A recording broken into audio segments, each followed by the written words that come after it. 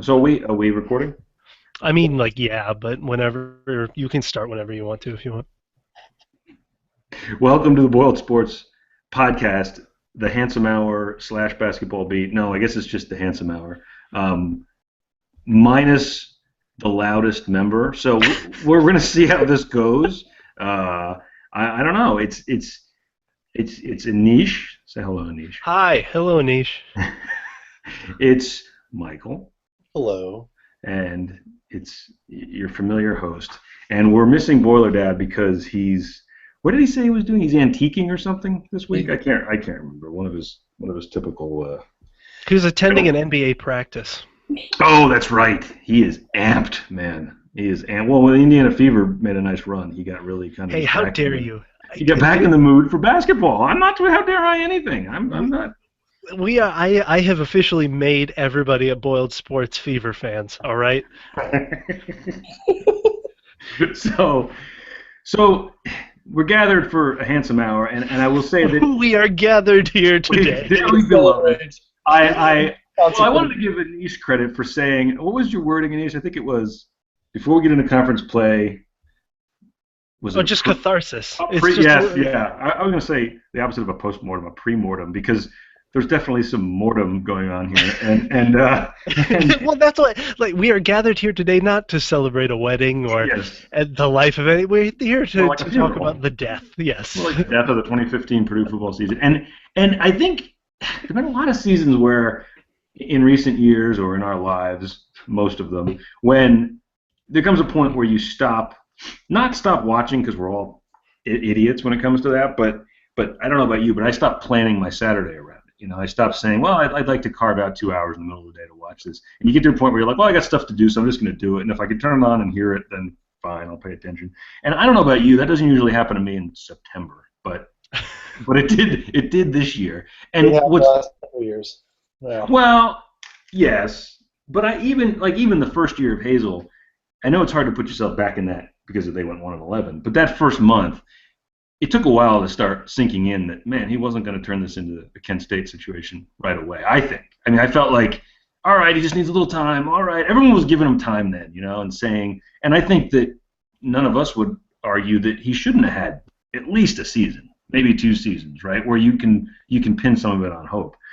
I guess even season 3, you can say maybe he shouldn't be going to a bowl yet. But I think for me, what bugs me is seeing so many of the same problems, the same issues, the same, depends. It doesn't matter what player it is. It doesn't matter that the offensive line is clearly better. It doesn't matter that the linebacking core is far better than it was 2 years ago, right? I mean, isn't that a little concerning that there are things that are clearly the talent level is better than it was, but the same is that to me that speaks to preparation. Do you guys agree with that?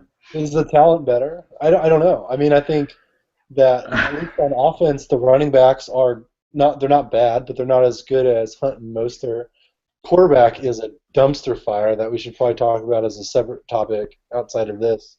On defense, I mean, there's some good players, but it's not like there's some definite holes in the team too. I mean, teams do not have a hard time picking up a 3rd and 8 on this defense, Well, which has not changed. I mean, they've faced a couple of good offenses, but now I'm contradicting myself because they faced a bad offense in Virginia Tech and still got lit up. Still got absolutely lit up by a kid who really isn't that good of a quarterback. And then they went out and then they lost the following week to someone crappy, Eastern Carolina, I think. Maybe they're not crappy, Yeah.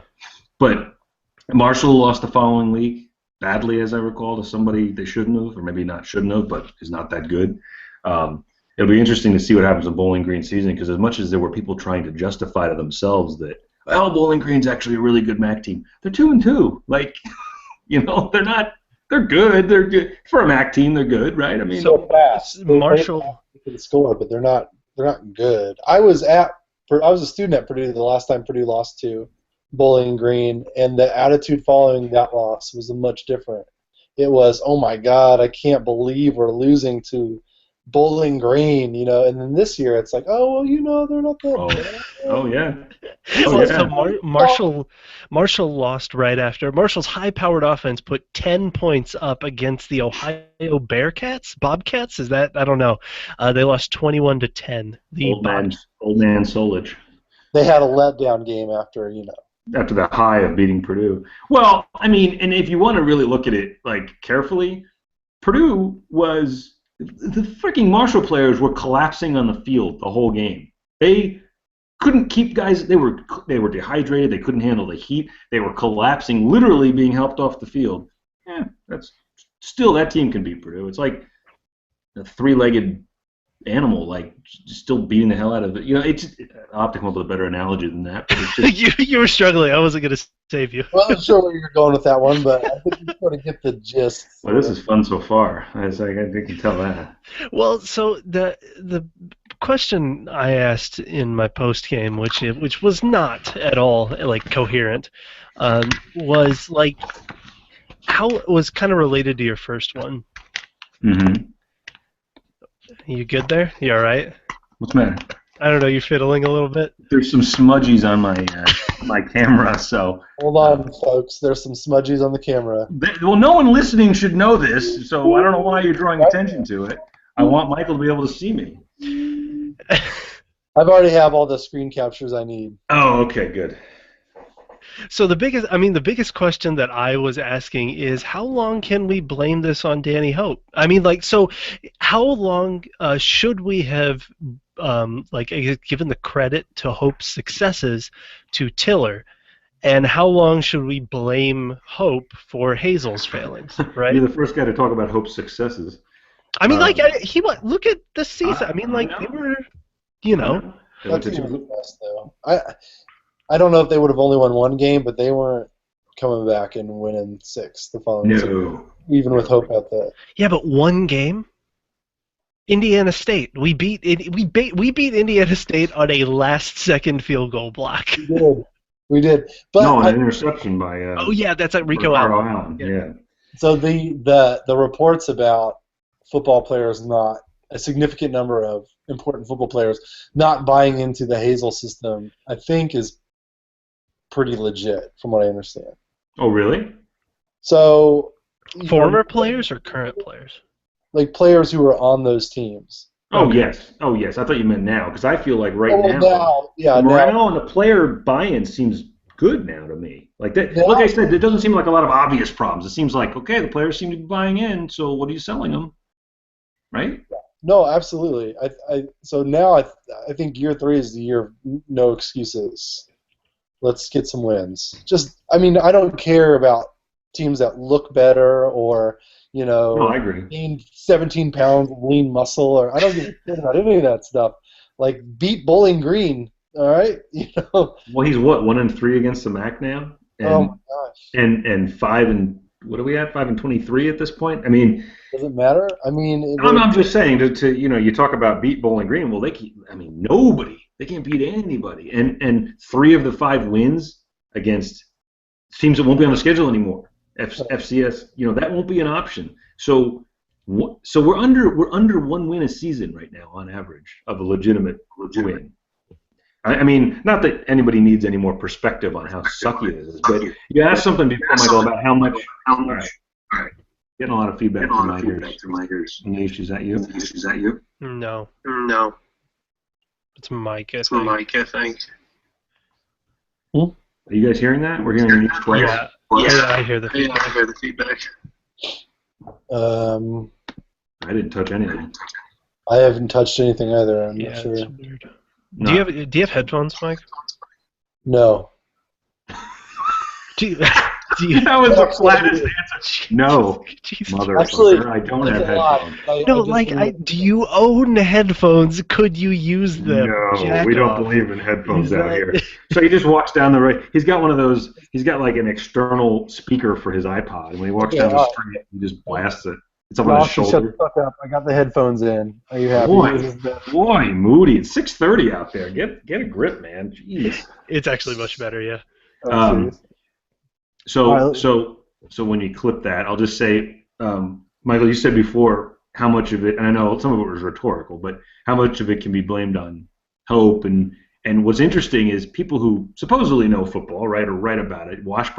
Jeff Washburn, Sure. he was going back and forth with, and he never used to acknowledge us, like ever. And I don't know what's changed because I put something up after one of the losses, and it wasn't even at him, and he came back at me, like he was, I think, trying to defend the current regime because he said Hope's tenure set the program back 10 years, is what he said. That's a strong statement. That's a very strong statement. In college football, you can't even say that at the pro level. Even if you, like, you know, if you're the Redskins and you've been screwed up by it doesn't take 10 years to turn it around at any level. I mean, you need to have the death penalty for it to cost you 10 years. 10 years in college, 10 years in college athletics is not a setback. I mean, like one coach, no, but that's the thing. Like, that's not a setback. That is the death penalty, right? One coach and a few bad recruiting years cannot, like, by definition, cannot kill a program for 10 years. That's insane. Right. Just the 4-year churn of players makes that statement completely illogical. Or, and I know they're totally different sports, so use whatever scale you need to. But everyone came down on Painter for his couple of missed years, right? And look what we're talking about for this year. Now, however this year turns out, never, who knows, right? But there is high potential, right? And I know it's basketball. You can recover in basketball quicker. So, but what did he recover in? 2 years? 3 years? Yeah, 2 years. I mean, from hitting, the bottom for him to, a lot of potential this year. So football can't be 10. I mean, it just that's a nonsensical statement. Unless you're saying it's going to take 10 years to get back to the Rose Bowl. Okay, fine. You want to argue that's fine. But Purdue doesn't go every 10, 20 years anyway. So. Right. Purdue makes an appearance in the Rose Bowl every 25 years. Like that's like I think that's a reasonable expectation for Purdue. Well, you mean that's an expectation, but that's not what you think should be reasonable, right? I mean wouldn't you want them to compete every 10 to 15 for the Rose Bowl? I think that's more than a reasonable goal. I think. I don't know. Why is a consistent 8-win team so hard to find? Like, why was what Tiller did so hard? Like, it's so hard to repeat at Purdue. Tiller didn't win 8 games this season. No, he didn't. I mean, he had 7.5. Yeah. He had like several 9-win seasons. He had like 2 or 3 9-win seasons, a couple 8s. I mean, but he also had some rough years. The 8 wins year in and year out is hard. Like I think 7. I think there's a gulf between 7 wins a season and 8 wins a season. Well, so 7 wins and you're barely a bowl team. Huh? 7 wins and you're barely a bowl team is what I said. So like I don't know. Is that unreasonable to expect? Like for a new coach? Like is that an unreasonable goal? Like realistic goal? I know they all say that, hey, Rose Bowl every year, but that's not going to happen at Purdue for many reasons that can be talked about in a different podcast. But I just 7-8 wins is not that crazy of a goal that we should be setting, right? And I'm the one that usually tempers expectations. That's not unreasonable, and I've written about this before, and it's one of the things I put a lot of effort into is trying to draw parallels that are reasonable, because there's always people out there in the wonderful, Twitterverse who, no matter what you say, obviously there's the natural contrarians, the people who have just decided that they're sick of the program or whatever, and they just tell you you're wrong about everything. But I've written a lot of different things about, don't tell me it can't be done when it can be done at Northwestern, it can be done at, I forget, I had like 6 or 7 that were just like programs that you can find, Georgia Tech, you can find comparisons to Purdue where football maybe isn't even the top thing there, or there's not a huge athletic department budget, or the facilities aren't amazing, or they don't have a huge history of winning. Whatever barometer you want to use, maybe they don't have all of those things against them. I don't know, but Purdue's in the Big Ten, and it's a big school with a lot of noteworthy alums. I mean, what more do you need? There's actually a lot of noteworthy football alums. Purdue, even in the Hope years, put a lot of guys in the NFL.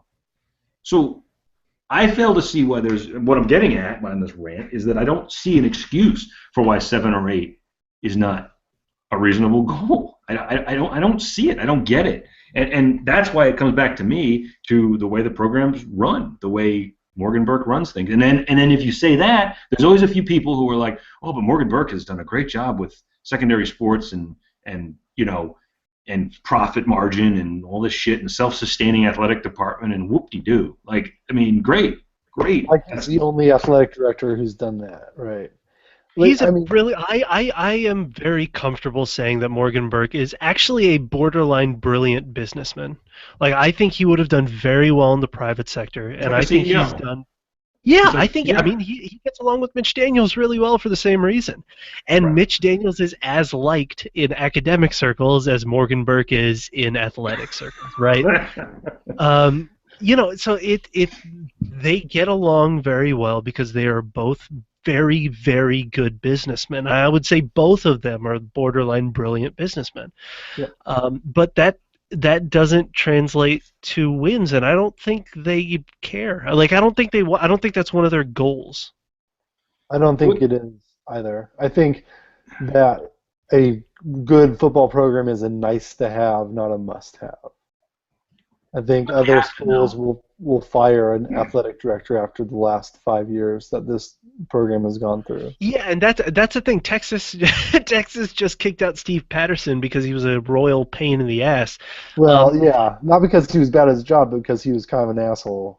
And you but then can't be an asshole to donors. there are countless examples of a program like one of the Purdue or basketball or football programs at a different university tanking for a couple of years, and then that athletic director getting fired. Right? Absolutely, yeah. Um, I don't think Morgan Burke's job has ever been on the line. No, no way. Not even. Anyone I don't think. saying, yeah, no, Go ahead. there are folks who talk about, about Morgan's seat getting hot or whatever. He's riding his own ticket out of town. He'll retire when he wants to, and I mean, there's never been any indication that Well, he's going to be removed from the the only football. indication, the only, and this is reading tea leaves. This isn't like something we actually saw, but I would think there's a possibility he felt his seat being warm, hypothetically, if he had lost Painter to Missouri. I think that's part of the reason Painter got paid. I think that Burke realized, because he's a shrewd businessman, I think he knows I got lucky with this hire to some degree. I hired a guy with 1 year of experience, and it's worked out well. Mhm. And I think he wouldn't have been able to replace Matt Painter, the cachet that Painter had at that moment.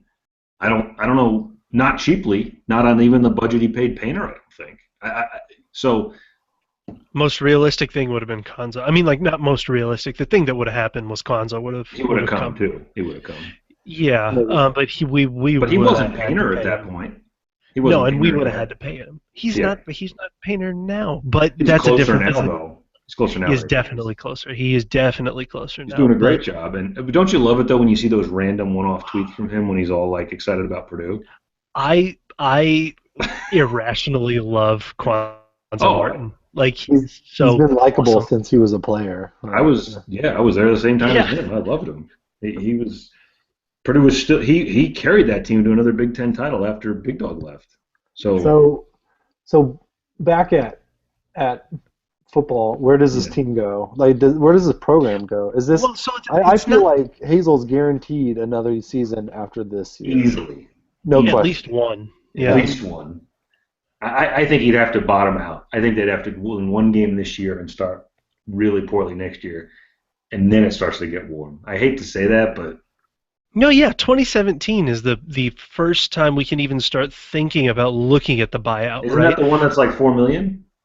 Yeah, so that's what I'm saying is that it's not going to happen in 2017 or it'll happen in 2018. So we're not stuck with this guy because I like him. See, I do that's the too. problem. I do is too. I love Everybody him. still likes You him. know what the deal is, though. You're you're coming off of a buffoon who embarrassed you as a. I mean, we did the Hopeful Danny Twitter feed because it was seriously a coping mechanism. I It mean, was amazing. It was, well, it was a brilliant moment. but that It was the on only point. fun. he was, but that's what a buffoon was. And like, think about trying to do that with Hazel. There's no way to do it because he's not a buffoon. It's not funny to mock him. You know, it's like I want him to sit me down and teach me things. I want to follow him. I want him to coach me. I just wish he was better at football coaching. And I don't even think, Ryan says that all the time. Like, I just think he's not a very good coach. I don't even know that he's not a very good coach. I think he's bad about his loyalty for some reason, right? I mean, you got to change things up right now. How do you not see the writing on the wall that you have to change up something in the coordinator spot? Go ahead, Anish. Go ahead. I think it's systematic. He's a very systematic, pragmatic guy, and I think it works in a series of steps for him. So this season they brought in Terry Malone for a reason. I mean, there's no other way that Terry Malone would come here from a professional football team without thinking there's a possible way for him to move up. So what I think is that first, if the offense didn't work, Austin Appleby was getting replaced. I think he ideally would have liked to see Sindelar compete for that spot, but then the knee thing in the spring it took that option off the table. But so then first option is to flip the quarterback. Second option is maybe to take play calling duties away from him, and then only then will we see John Shoup go, and he won't go in the middle of the season. He's going to go in the off season. Like there's no way I think that Hope would fire him. And the reason is that he coaches the quarterbacks. I mean, like we don't have a quarterback coach then. Which is not uncommon, but still. No, but for all the hate that John Shoup gets, and I think he earns a good percentage of it, Greg Hudson's defense has been really bad, and he doesn't get a tenth of the vitriol that Shoup does. A couple months ago, we were all fans of Greg Hudson. Like, we were all fans of what he did last year, what he patched together last year, right? This defense is not good. No, not now. Not this year. Not this year. And I think that's the bigger indictment, is because I do think that he patched something together last year, and we gave him some credit for it. And I really do believe the linebacking core is better. Like, I guess I'm just thinking of the times when you have a converted quarterback playing linebacker. I mean, I remember Sean Robinson, and that guy worked hard. I mean, he worked at whatever they asked him to do. He worked hard. He became a serviceable linebacker. But you would see who Purdue was running out there at linebacker, and then they play Ohio State. Yeah. And see who they have at linebacker, and you're like, this isn't the same league. What are we doing? Like, I forgot that. So I was just morbid curiosity after we changed quarterbacks that got me to write that depressing timeline of Purdue quarterbacks. I forgot that Sean Robinson was a thing. Like, I forgot that happened. Like, I forgot our starting quarterback became our defensive middle linebacker captain. Oh, and boy, was he got thrown in there. Those starts that he had, it was one of those years, right, where two guys get hurt, and he was not even expected to play that year, and then he's starting. And it's like last year with IU, where they're starting. Yeah, Dustin I felt bad for that kid. He was in an awful situation. Which kid? Wait, the quarterback? The quarterback for IU. Xander the one who beat Purdue in the bucket game? Yeah. Kicked Purdue's ass in the bucket game. Not kicked Purdue's ass. He didn't kick Purdue. Tavon Coleman kicked Purdue's ass. Yeah. Tevin Coleman. That kid is unbelievable. I don't know how IU got him, but he still won. And also, what's IU's SB Nation site? They changed their. I addressed them about that like a week ago. I said, is that going to stay there until Purdue wins the bucket back? And he just wrote, it's permanent. Like, it makes me smile every time. That's how you know your program's in the shitter so badly that you now can laugh at your own program, which, I guess we've all been at that point for a while. At least it elicits an emotion. Yeah, right. I mean, I'm still invested. That's the thing. And here's the thing, is that we went into the season knowing that we probably weren't going to win a game in October. It was going to be whether we could get a winning record out of September, or at least get out of September 500, and then if we kept up enough momentum to feel confident of sweeping November. And I can't. Right? Sorry, go ahead. No, so how has that changed? Like, do we think that the team has looked worse or looked bad enough to not grab 2 wins in September November? That's what I was going to say. Is it more?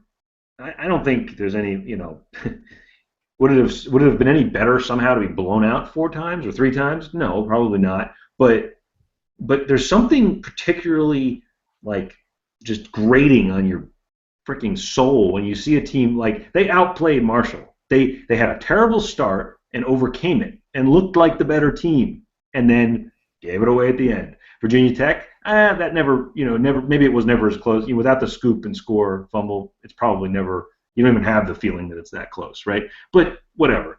Then Bowling Green clearly could have had a different result. This isn't like Travis's. Like 2 weeks ago, he had something up about how Purdue had played Michigan State to a 14-0 loss a couple of years ago, and how close Purdue had stayed. And I'm like, I don't think you understand how football works. D'Antonio knew. I remember writing at the time. Don't get excited about that. D'Antonio knew Purdue could not score. Purdue couldn't move the ball. Purdue had like 80 yards of offense, and that's all he needed. He's one of those coaches, right? That's all I need. 2 touchdowns is plenty. Now I'll just grind you into the turf. He's not Brett Bielema, who, if he got up like that, would score 70. So there's a difference now, right? Like Purdue can move the ball, Purdue can score, and they find ways to just. Well, that's not new. That's Hazel's biggest pitfall, right? Like we've all said that he's a great. Well, no, so he's a great figurehead. Objectively, he seems to be good coaching. He's a good mentor, but he can't close games. No. I mean, so I'm going back in 2013, his first year. The Notre Dame game was close, and we had him. We just couldn't close it. It was 31-24. Pretty led in the fourth quarter. That's right. Illinois that year, the final score was 20-16. Illinois scored 2 field. Right. Illinois scored 2 late field goals to put them ahead. Beckman's first road win in the Big Ten. Oh yeah. Yeah, that's right. In 2014, I think we started Central Michigan. Like the first half, we played them tight and then let them go. Just like the Virginia Tech game this year. That's what the Central Michigan game. Mm-hmm. If I'm remembering that right, or maybe that was Notre Dame. I don't remember. The other thing was Minnesota last year. That 1-point loss, like grabbing defeat for victory. That was 31-20. So if they haven't shown that they can beat a team close. I mean, so the possible wins for this Purdue team are IU, Illinois, maybe Minnesota. Are any of those this year? I don't know why people think any of those worse than Bowling Green or worse than Marshall. I think Illinois. I mean, I think if we're looking at the one other win we can grab is Illinois, like where we won't be double-digit, underdogs. But from a talent standpoint, Illinois is pretty comparable to Purdue. Northwestern, I think we lose that. I think we're 9-point underdogs at Northwestern. Will beat the pants off of us. Yeah, I think. Yeah, they're good. They're ranked. I think we're touchdown underdogs to Iowa, maybe more. Iowa's not as bad as I thought they were going to be, though. They're not bad at all. They're 4-0. But the thing is that we're talking about not bad by Big Ten standards, or Illinois is bad by Big Ten standards. Purdue's losing to teams that are bad by MAC standards. What have we seen so far that translates a close loss to Marshall or a close loss to Bowling Green? What have we seen? We've seen that the outside corners can do work. Yep. We've seen that the skills positions players can form some kind of chemistry with whatever quarterback is out there. We've seen that our running backs and our offensive line, when they're clicking, are really, really good. When they're clicking. What happened last week with the running backs and the offensive line? Well, so that's I have no idea what happened versus Bowling Green. Wait a minute. What do you mean what happened? Purdue didn't have a problem moving the ball.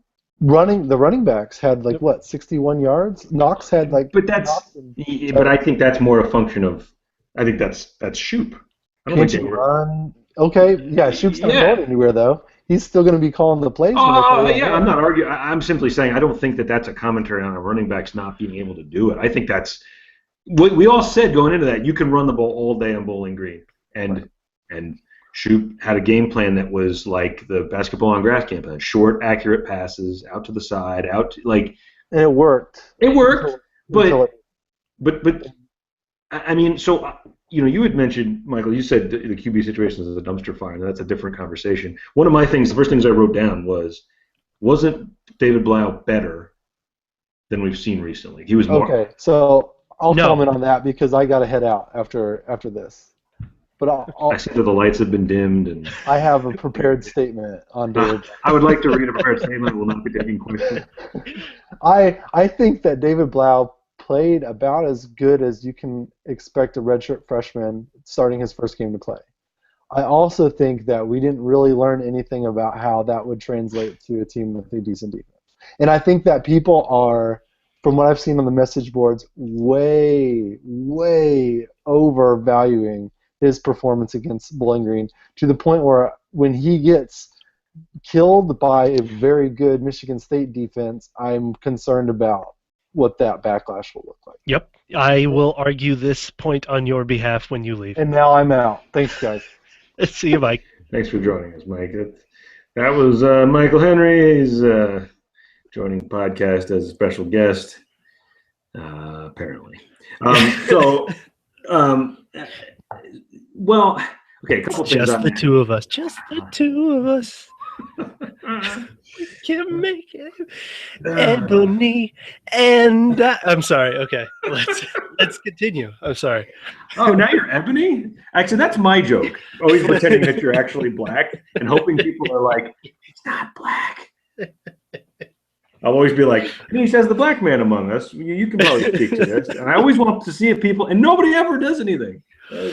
No, they're probably struggling. They're probably like, maybe he is. I don't know. Okay, so a couple of things on Blau. I think to sort of, and you said you'll argue Michael's point, so we'll just transition the argument to you. But yes. Okay, so let's take this a little bit, one step at a time. He said that he performed about as well as you could expect a redshirt freshman to perform in that situation or whatever he said against Bowling Green. Okay, yes. Okay. So it's very hard for me to then hold against him some hypothetical, well, it was only Bowling Green bullshit, because there are a lot of quarterbacks that, I mean, how about Appleby, who we like Austin Appleby, but not a very good performance against a couple of teams that, I don't know, it's turned out are not that good, Virginia Tech and Marshall, okay? Marshall's defense, pretty porous, and he was not very good against them. So if we're going to compare apples to apples, Blau was better.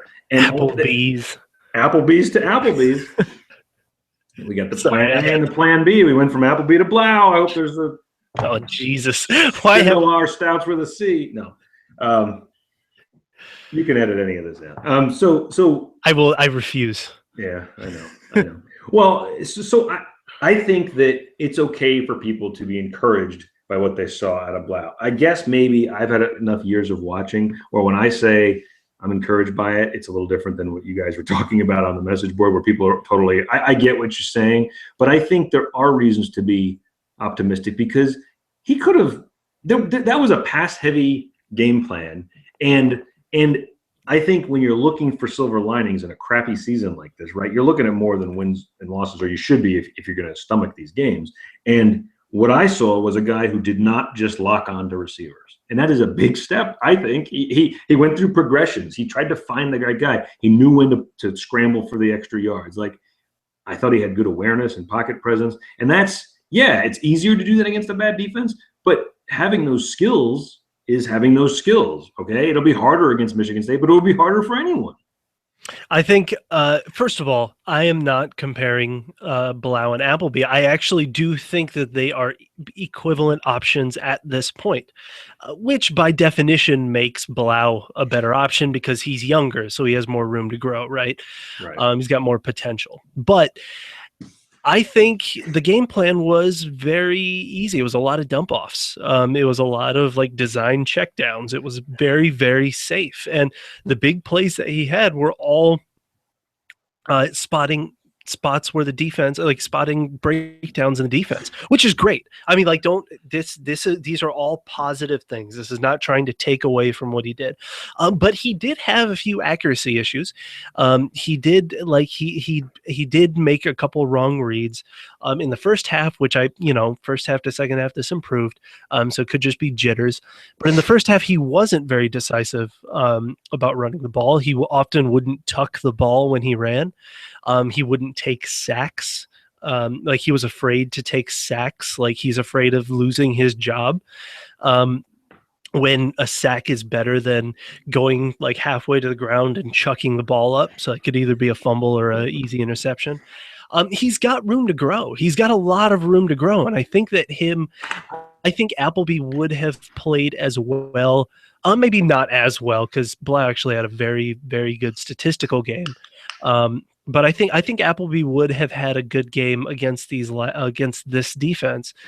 But he lost confidence, and that's a big part of it. And Blau has confidence, and he's got probably just the similar amount of talent that Appleby has. So that's what I say when I'm talking about they have similar there's similar options at this point.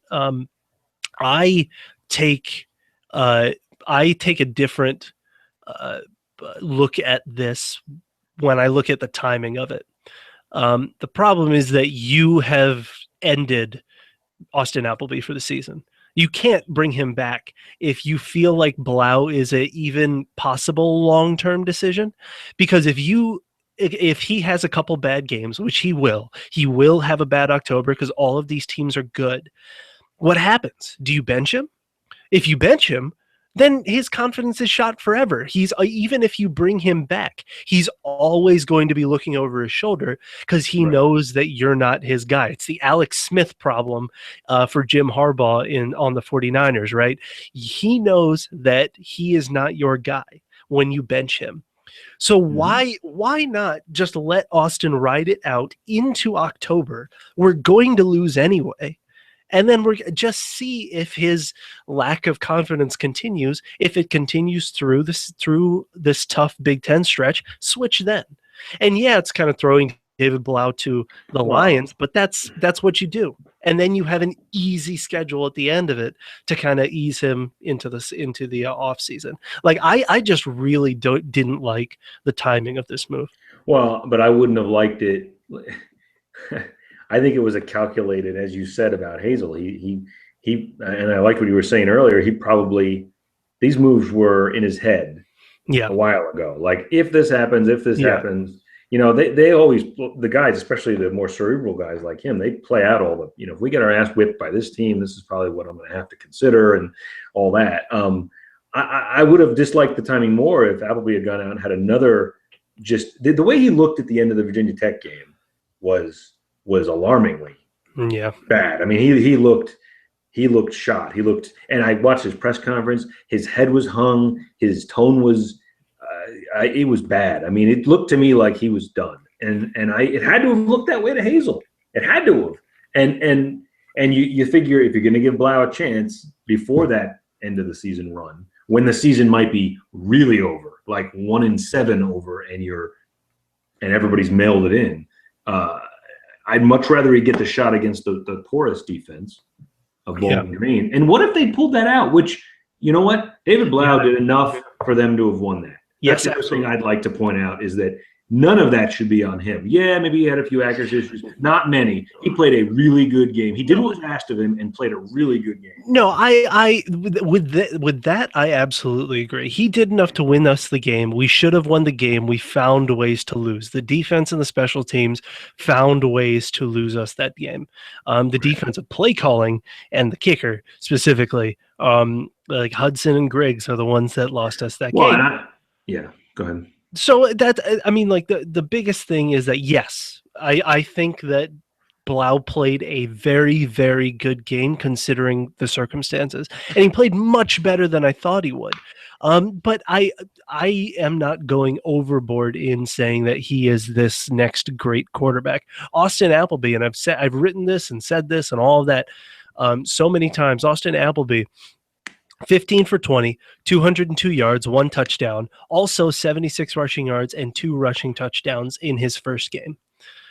I know. And people quit on him like really quick. Let's give this guy a shot.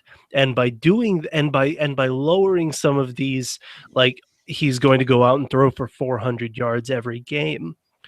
And by looking at this a little more realistically, that's all I'm trying to do. He did enough for us to win the game last week, and if we win the game, we're talking about if frickin' Griggs makes that kick, and if Purdue defense comes up with one stop, Right. On third down, how many third downs in that those last couple of drives did they have that they converted, Third and easily? 8, and Yeah, third and long. Like one of those third downs if Purdue stops. So that's the thing. Is just like Hazel's teams find ways to lose and don't hang with the tough guys. See, that's the other thing is that Danny Hope, for all of his insanity, somehow always hung it with the tough guys.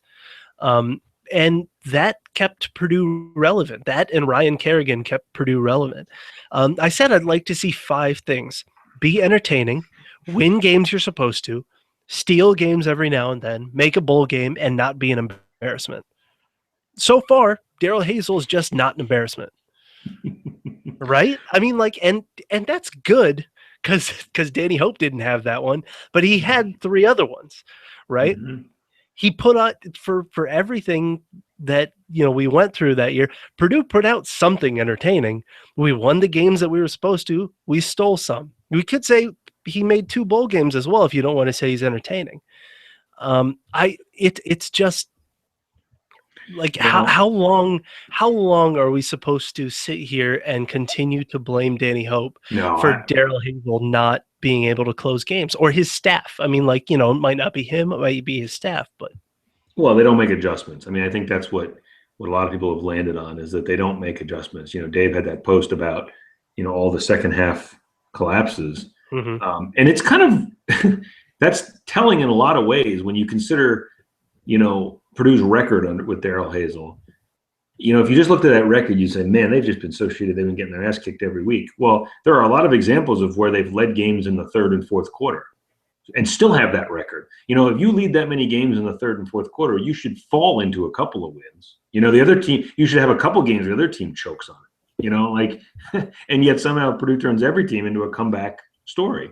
Yeah, I don't know. I mean, yeah. Well, Hazel, and there's a few things. I mean, you were saying, the differences that Hope won the games he was supposed to win. I think you're looking at that through a lens of, not every game. Yeah, not every game. The thing that I remember specifically saying was Tiller was the uber. Once you knew him, he was super predictable. He would beat the crap out of bad teams, and he would compete with decent teams, and he would always, not always, but almost always lose to the powerhouses. Like, that was, you knew what was probably going to happen. Hope, maybe people liked this, but you didn't know what was going to happen. He might lose. He lost to Rice, but he beat Ohio State. And it was like, it was maddening because you're like, if you can beat Ohio State and Michigan and you can hang they lost one of those Michigan State games 40-37, like when they were 3-5 and he could do that, but they can't beat Rice. Like, so that was what was maddening about him. But it was still absolutely, it was better. They were paying him less for what Morgan Burke cares about, and they had a better outcome. He had a lot of 3-5 Big Ten seasons. He might have had a 4-4 Big Ten season. Like right now, there is not a Purdue fan out there, I don't think, who wouldn't take that. And that's amazing. We were ready to run him out of town. And it shows you how much being a buffoon does hurt. Yeah, I was going to say the overriding thing. People were embarrassed by him. So. Yeah. It's the being an embarrassment on the sidelines that became a thing, and not even just on the sidelines. It was just behind the scenes. Like he was apparently tough to work with. Yes. The players loved him because he was a positions coach. He was a great positions coach, but he was just in over his head. And the problem is that Daryl Hazel might be a good manager, but maybe he's I don't know. It is the adjustment thing. He's very bullheaded. Maybe he's a good coordinator, but he's not a great head coach. Or maybe he's a great head coach at a low major. Kent State went 5-7 his first season, and then rattled off an 11-3 season. That's when we poached him. Right. I really just don't know. I don't know what we wait for. What do you mean wait for? Well, I mean. To keep when will we give up on Daryl Hazel, right? Because I still like him. I still really like him. I still really think Purdue can put together a winning product under him. But I think the smartest, and I don't mean this pun, the smartest Purdue football fan out there, a Purdue football alum, is Chris B. Brown, who writes for Grantland. He's Smart Football. He writes the Smart Football blog and wrote the Smart Football books. He said if Purdue he's a Purdue alum, and he said if Purdue was interested in winning, they'd go after Dino Babbers, the head coach of Bowling Green, but they won't. They'll stick with Hazel. He's thinking they should go after him now. He said that this is he has the resume, and he's looking to shape this Bowling Green season up to what Hazel's last Kent State season was. Except Dino Babbers has Hazel didn't actually have a calling card. They were just a solid team all around and won the games that they were supposed to. This Bowling Green team has a phenomenal offense. I mean, they have a really entertaining spread offense. That's a Joe Tiller-like hire. I was going to say, that's worked at Purdue before, hasn't it? Yeah, exactly. So it's if Purdue was smart, they would go after Dino Babbers. But I don't know if I'm ready to throw in the towel on Hazel yet. But man, how many wins did you say? 5 wins, 3 of them over. Okay. So here's the thought on that. So how long? Well, you either have to give up on Purdue football entirely, or you have to stay with him, because it's not that simple. Because he's not going anywhere contractually, money-wise. There's reasons he's not going anywhere. So if you are someone who's given up on him, I'm not going to tell you you're wrong. But you have to basically just stop watching Purdue football, because it's just going to drive you insane, because you've got at least another 2 years of this. So that's the first part of that. Now, if this was the SEC and contracts really didn't matter because they just want to win, and it's like the NFL and they would fire you no matter what, then and you thought that was a possibility. Well, then I'd be closer. I mean, if I take away, I like him, but that only goes so far. Like maybe he should be an AD somewhere. Maybe he should, I don't know. But a couple people started raising on Twitter, and at first I was like, oh no, but then I thought about it. I was like, actually no, I'd take that. It was a couple people were like, Bo Pelini's being paid nothing at Youngstown State, and I would take 9 wins a year. That's what people were saying. Oh my God. What? Bo Pelini. I am all in on Purdue. I am all in on Boilermaker Bo Pelini. Oh my God, that's a great idea. Because there's a part of someone with his attitude and his mentality, he would love to ride back into the Big Ten as an underdog and just stick it to everybody who ran him out of town. I would love Bo Pelini at Purdue so much. Oh my God. How much fun would it be to see him telling people to F off? Because this is your best idea. This is the best idea. You might as well just stop having ideas, because this is the best idea you've ever had. And I can't even take credit, because someone suggested it on Twitter and it got me to go, That is a great idea. I don't know. Do you think he'd come back to the Big Ten? I'd like to believe he would. Sure, yes. Oh my God. He is 100% venge. He is just vengeful. He would circle the Nebraska game, and you talk about putting all your eggs in one basket, but they would be doing trick plays. And we beat Nebraska 45-0 every time. I mean, that might be the only win we have all season, but we beat them every time. Oh, that would be so fun. I think it'll be fun. I'm curious what people think about that, because a number of people said on Twitter that locals in Nebraska said, the ones who were rational were like, that's complete bullshit. He won 9 games a year, 10 several times. When they were still in the Big 12, he was in the Big 12 championship game several times in his 7 years there.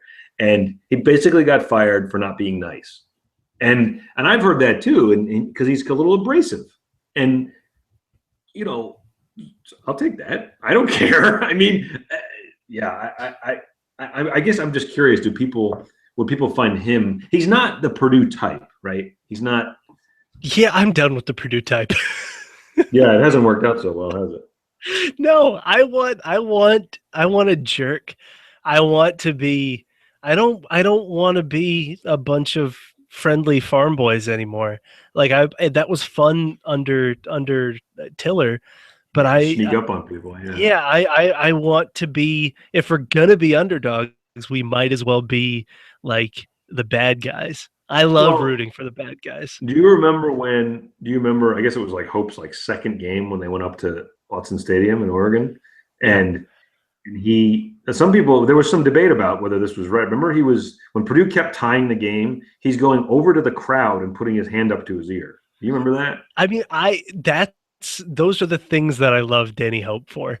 He's if we could have kept him on, like if he didn't burn so many bridges and we could have Right. kept him on as positions coach, like I love Danny Hope, the personality, not like the face of the Maybe not as program. right as a head coach. But I remember when he did that, there were people who really liked that, who thought like, I am good, one of them. let's Yes. have some swagger. Let's say we're not afraid of Oregon, which I think that was fun when you look back on it. But I was probably one of the curmudgeons who was like, that's not the Purdue way. We're very humble. Yeah, I don't understand this. Also, that may be rooted in my origins of rooting for Reggie Miller, like falling in love with sports by rooting for Reggie Miller as a kid. So like the constant, like annoying, like the enemy of the entire NBA. So I loved it. One of my favorite things is players who taunt who've never won anything. That's always fun. I Yeah, think they're once they're you the win best. something, yeah, once you win something, you can talk. I mean, I don't like Michael Jordan either, but at least he could back it up. Yeah, but you can't. Nobody. That means that nobody could talk in the '90s because all Jordan did was win. Yeah, I mean, like, nobody could talk. yeah, no, but everybody did, and that's why it was so fun. I am in support of all forms of trash talk at all times. Oh, I love that. Yeah, I mean, I agree. I like it, and I get annoyed when there's not enough content for whatever Sports Center and 24/7 talk radio, Oh yeah, and they talk about playing the game the right way or not showing guys up or screw that, it's a game. Have some fun. Like, what would you do to your buddies? What would you do to your buddies? You would smack talk them. So I talk so much on the basketball court. I talk so much. So I'm in like this volleyball league. I'm in like this like they needed an extra for like the graduate school like volleyball team thing, and I was like, whatever. I'm terrible at volleyball, but I have a good time, and I don't care about losing. But the minute I get onto a basketball court, I am this maniac who just continues chirping in people's ears. I am all for smack talk. I would love Bo Pelini at Purdue. Oh my God. I mean, like, oh gosh, that would be so incredible. Yeah. But it's not happening. You made I think the way that you put it out there was great, is that if you've already given up on Hazel, then you might as well stop watching. Turn your TV off, because it's the 2016 season and 2017 season we're going to have them. So well, that's what's amazing, is that people are like that's one of the other things I scribbled down as a topic was, and I mean, Christ, this could be a long topic, a Twitter reaction in general. People have, and you guys are on the message boards more than I am, so you see even more maniacal commentary, but people are like, just done, fire everyone, burn it to the ground, and it's like, I mean, are you serious? I mean, or are you just venting? I mean, if you're just venting, then yeah, I do that too, but if you really think that if you just keep typing fire Hazel, fire everyone, fire Burke, that's going to do anything, or that's even, not that it's even going to do anything, but that there's actually enough of a groundswell that could happen. Who are you even talking to? The board of trustees? One of the limpest, like they don't give a rat's ass about any of this. They've never stood up or I mean, Burke's supposed to answer to them, but he kind of controls them. And I just, that game ended. I guess what got me thinking about this was that game ended, and I was less angry than maybe I have been after other, frustrating gut-punching collapses. And I think it was because I was proud of Blau's game. Maybe I sound like a dad right now, but I was like, you know what? He did nothing to deserve that. They fell behind, and he hits for that 60-yard touchdown. And you're like, holy crap. We look for things like that, right? Purdue doesn't ever close. Purdue doesn't come back. Purdue lets things slip away. Bang. Here's a big play. I know, bad defense, whatever. They still executed. That's a step forward. And so now the game's tied. Then they need a drive. Then they get the ball back. Still tied. They need a drive. He drives them. It stalls, but they're on whatever they were on. The 10 or 15, I don't even remember now. And it was, a 30-yard attempt to take the lead? And that's missed. You can only, you want to talk like we're on NFL Edge matchup, like you want to talk about cliches. You can only overcome so many things, right? Like if you give up, you can look at statistics and say when a team gives up a defensive score, like versus Marshall or versus Virginia Tech, it decreases your odds of winning enormously, right? If you give up 2 defensive scores, it's like infinitesimal. Well, when you're a bad team or a learning team, and you're playing a team with a good offense, and you miss 2 or 3 field goals, and you just find way you play a prevent defense the whole game. How many things can David Blau have overcome? So anyway, I'm rambling, but my point is, I felt like less angry because I thought, you know what, there was some positive I can take from this. Blau did everything he could. And I think what I put on Twitter, and man, I got eviscerated for this, is I said, I'm not putting all this on the coaches. And what I was trying to say, and I know now I'm going to be saying it publicly because it's on the podcast, it's kind of on Griggs. And we don't like to call out players in a like, hey, this is your fault kind of way at Boyle Sports. But, you know, he's a big boy, and he was a preseason award watch list guy, right? I mean, he's the guy who went from, what I kept thinking about for him, that what I feel bad about going into the season, he had the potential to be an NFL kicker, to be drawing an NFL salary because he was getting that sort of attention. And now I'd say it's over. He's probably lost his starting job. He's going to keep his starting job because of a lack of options. But yeah, it sucks. Like, it sucks when a kicker misses. I hate when kickers miss. Like, it's because you can't blame anybody else. You can't. Well, he's 3 of 8 though now. A miss, I get misses happen. I totally get it. No, I know, yeah. But 3 of 8, man, that's dreadful. You should be having open tryouts. I mean, well, first of all, Purdue is one of 9 D1 teams, or like Big 5 teams, I think, like Power 5 teams, that don't list anybody as a special teams coach. Like, don't list even other positions coaches, as they also focus on special teams. Hope had a special teams guy. He was like barely paid, and he was like, 28 or 30 years old. But he had a special teams guy, and that's weird to me. And I know we kind of debated that a little. Is that because you think the money just runs out? Like, I got to pay these coordinators, so I can't. So, somebody on CBSSports.com did a story in the off season about like why kickers, like why there aren't any special teams coaches nationally at so many programs, and it's because you're only allowed, I think, 9 coaches on the sidelines. Right. And so that's just a numbers game. And so the people that get sacrificed are the ones that are not coaching the fewest players, which are special teams coaches, right? Yeah, but you said they're one of 9. So they're one of 9 to not list anybody. The rest of the people say that, hey, a tight ends coach is also the special teams coach, or like, the linebacker coach is also the special teams coach. Somebody must be leading special teams drills, though, right? It might be the defense, like it might be Hudson, but it doesn't. We don't actually list anybody as special teams coaches. So I don't know. It sucks like when the kicker does this, but what are you going to, I think it was on the defense and Griggs. I think last game was an abysmally called defensive game. I think the offense did enough to win, like both Shoop's play calling as well as Blau's play. And actually, the receivers, so the yards that all of the receivers got after the catch was kind of helped pad Blau's stats a little bit. And that's good. I mean, like, I'm not saying that to take anything away from Blau. That's another good thing the offense did, and another good thing the game plan had. But we still found ways. We always still find ways.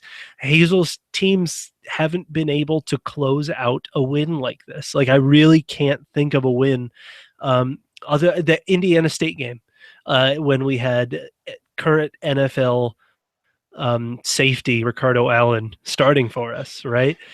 That was the last game that I can really remember. That's really the only game I can remember us pulling out a close game under Hazel. So I don't know. It's another thing. The other thing, side note, in January 1st, 2017, Hazel's buyout is $4.45 million. So that's not happening. And January 1st, 2018, before the last year of his contract, it is $2.25 million. I don't think that would happen. Danny, that one probably will, because you never want to go in having a lame duck coach.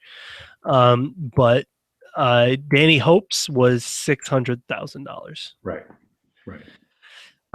So we are stuck with him until 2018.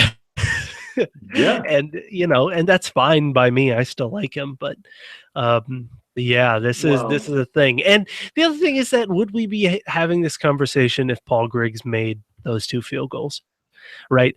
And I know, like, even for me, who is all process over results, sometimes eventually you got to get results.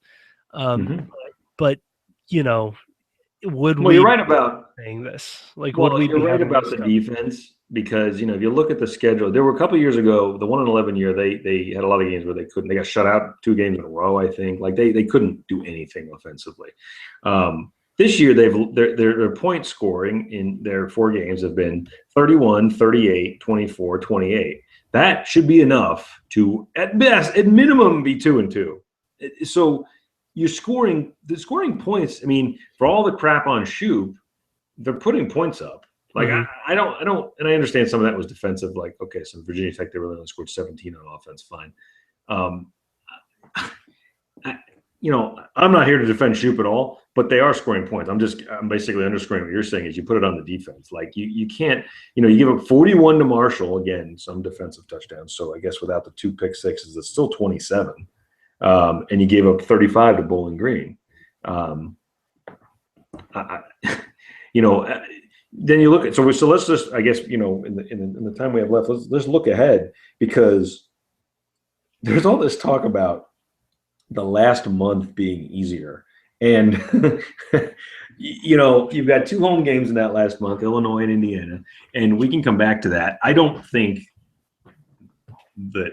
I mean, maybe you already alluded to this, right? Purdue's not going to be favored. You're just saying they might not be a huge underdog. Yep. And then they've got 2 road games at Northwestern, who, unless something bad happens, they're going to probably have their way with Purdue. Oh, yeah. And at Iowa. And you guys earlier shocked me by almost like glossing over Iowa as like, they're not real good. Yeah. They're 4-0, man. They're winning. You know what they're doing? Like, did you see the way they beat who the heck did they beat? Pitt? Yeah. They come back. Yeah, they beat Pitt. I put a tweet up that night and I said, is it wrong that I'm jealous of their environment? Because one of the players took a video on the field. I think it was a player who posted it, like a, Vine of just the experience, just what it was like on the field and the fans. And I was like, that's what I want right there. That's all I want. I want games that matter. I want games that are exciting. Yeah. Is Iowa going anywhere big this year? Probably not, but who cares? They're 4-0. They're having fun. And I just think Purdue at Iowa, that's going to be painful. And I think Indiana, I see nothing right now to make me think Purdue can beat Indiana. And I know a lot of people are saying that's a possibility. I don't. Again, I know records. We can't dismiss Iowa and Indiana both being 4-0 if we're going to give value to Purdue only being 1-3. If 4-0 doesn't matter, then 1-3 doesn't matter either. So you beat the teams that are on your schedule. And people will talk about Indiana's schedule. Well, I mean, I think they'd be 3-1 against Purdue's schedule. They would have maybe lost to Tech or Bowling Green, maybe, and they would have won the rest.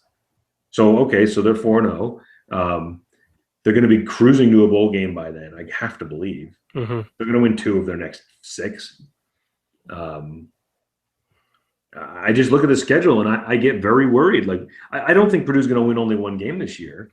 I think something will happen. Illinois, I mean, like that's the most likely, right? Illinois, Purdue actually might be favored, but I don't think it's a home game. But I think we'll have a dreadful enough October that nobody will favor us for that game in November. You see no chance at any of the October games? Because I know a few weeks ago I talked to people who thought Nebraska was not a definite loss, and they thought that Minnesota was I've heard a number of people say Minnesota's a potential win, and I don't get that. Is everybody just basing that on the fact that Purdue had a good half against them last year? Yeah, I don't. I think they thought that Minnesota would be a lot weaker than they actually are. They hung extremely close with TCU in the first week, right? And then they've eked out close games ever since. This week is a good week to actually watch the Minnesota game. If you're watching anything this week, it's Minnesota Northwestern. So if you're interested in Big Ten football, that's the one to go to. But I don't think. I think Purdue might be able to hang with them. Mm-hmm. I think we get blown out. Out of those 4 games, I'd say Minnesota is the most likely, but I don't think it's very likely at all. Um, yeah, I don't know. I see Illinois. See, that's the thing. I see us looking just like the off or the non-conference. I see us looking good, but then not pulling out wins, and eventually, I can preach process all I want. Like, you need to have at least a few tangible victories. Well, that's okay. So then let's come close to wrapping up on this. Yeah, Then we'll wrap up. what fixes? Why not what fixes the season? But because nothing fixes it really necessarily, short of going on a wacko win streak. But like, what do they have to win to make you feel like there's progress? And I think it's just a numbers game in terms of because I talked to someone during the offseason and they said to me, Purdue has to go to a bowl game this year. Doesn't Hazel have to go to a bowl game? And I said, going into the season, I said, no, they don't have to. I said, yeah, you'd love to see that sort of progress, 6 wins. I said, but he went from 1 to 3. So in theory, if you win 4 or 5, that's certainly progress. Mm-hmm. And he was like, yeah, I guess you're right. And I was like, it is. So if they win 2 more, I don't know where they come from, then they've only equaled last year. And I think that's not enough to feel any better about things, unless the 2 wins are Michigan State and Nebraska. So here's what I see. Yeah. So let's just, we're not going to talk about Michigan State, Wisconsin, Nebraska anymore, right? Those are losses. What are you going to do? Right. I would feel good, or I would like not feel really anything if the only other win came against Illinois. I'd feel upset. I would hope that there is a coaching change in the offseason. I hope that both coordinators, frankly, are changed. I'd like to see Marcus Freeman get a shot on defense, and I'd like to see Terry Malone come in on offense. And I don't know, that's what only 1 win would get me. 2 wins, let's say Illinois and Indiana, and if we look fine against the rest of the schedule, that's begrudging nothings. Something, right? Yeah, that's something. Maybe change one coordinator, maybe change a scheme or something like that. I don't know. That is honestly the worst case scenario to me. I don't want that to happen because nothing will change, and then no excitement will happen, and recruiting will suffer, and whatever. That's worst. That's darkest timeline right there. By the way, but I would feel good, to answer your question. I would feel good if we beat Minnesota, Illinois, Indiana. Oh, I would feel good too. I would feel fine. I will, and you know what? You're giving that from the perspective of as we sit here at the end of September. That's not going into the season. You would have felt good with that. But now, with how they've looked, if they do that, that's actually turning a corner in some way. Because you've got you got 1 quality win for sure, and 2 wins against teams that have better records than you. I don't know if they're better, but they're right. I mean, Indiana, Illinois. Then you're like, all right, you've beaten a team that, quote unquote, maybe you shouldn't have beaten, or maybe should have beaten you, and that is a young quarterback, on the back of a young quarterback. So, well, by the way, I just want to mention that somebody on Twitter must think that because it's me who usually argues with you about Hammonds. He says, so how many times will you and Dowd argue about Hammond's NBA prospects? Yeah, I enjoy people. Fun. Andrew in MA.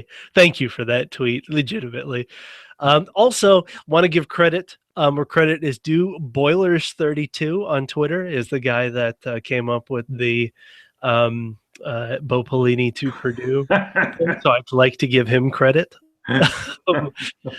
But yeah, I that would be incredible. And I didn't know it was podcast day. Thank you for letting me know. It is podcast day, and in Boiled Sports fashion, we're giving it to you a day late.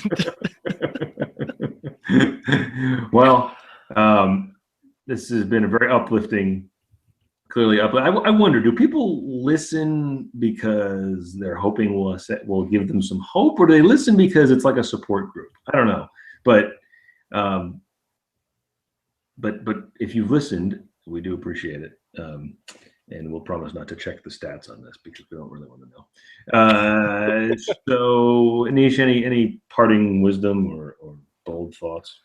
That's exactly right. Well said. No, my the if anything good comes out of this season, it's the fact that we are building around a what could be a good quarterback, like a quarterback with promise, and two extremely good running backs. Two extremely Yeah. good true freshman running backs.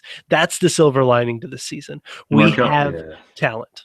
Markel Jones just has excited me from the minute he was recruited. Like, and now he doesn't look like a true freshman. Like he's good.